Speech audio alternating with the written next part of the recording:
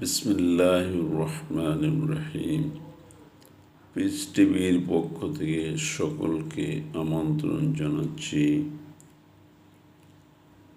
পবিত্র কোরআনে মানুষকে যে আমরা সামান্যতম কারণে মেরে ফেলি সে সম্পর্কে আল্লাহ তাআলা কি বলেছেন। আমরা কোনোভাবেই কোনো মানুষকে ইচ্ছাকৃতভাবে মারতে পারি না সামান্য কারণে।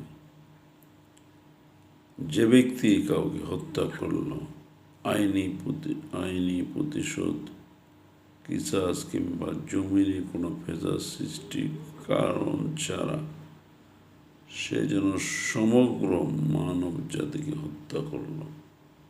আর যে ব্যক্তি কারো জীবন রক্ষা করল সে যেন সমগ্র মানব জাতির জীবন দান করল। সূরা মায়দা ৩২ নম্বর।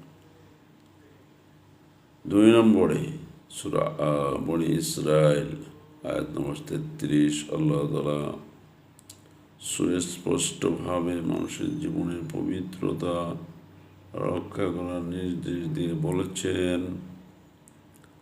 আল্লাহ যার হত্যা হারাম ও নিষিদ্ধ করেছেন ন্যায়সঙ্গত কারণ, যেমন আদালতের আইনানুগ বিচার ছাড়া তাকে হত্যা করো না। আমরা সামান্য কারণে মানুষকে মেরে ফেলি। সবাই সচেতন হন, সবাইকে পরামর্শ দিন। যারা নেতৃত্ব দিচ্ছেন তাদের এগুলো দায়িত্ব। সূরা আন-নিসা ৯৩।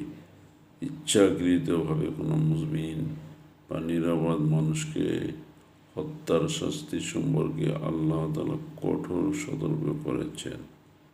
যে ব্যক্তি ইচ্ছাকৃতভাবে কোনো মুমিনকে হত্যা করবে তার শাস্তি হল জাহান্নাম, এবং সেখানে সে স্থায়ী হবে। আল্লাহ তার উপর রাগান্বিত হয়েছেন, তাকে লানত অভিশাপ দিয়েছেন এবং তার জন্য প্রস্তুত রেখেছেন মহাশাস্তি।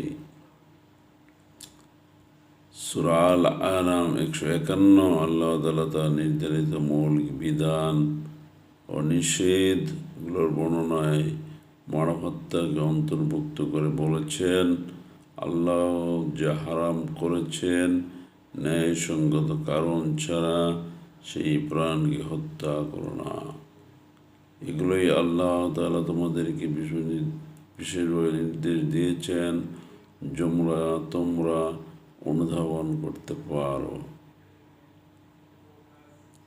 আল্লাহ তাআলা সূরা ফুরকানের ৬৮ নম্বর আয়াতে বলছেন, এবং যারা আল্লাহর সাথে অন্য কাউকে ইলাহ ডাকে না এবং আল্লাহ যে প্রাণকে হত্যা করা হারাম করেছেন ন্যায়সঙ্গত কারণ ছাড়া তাকে হত্যা করো না এবং ব্যভিচারে লিপ্ত হয় না।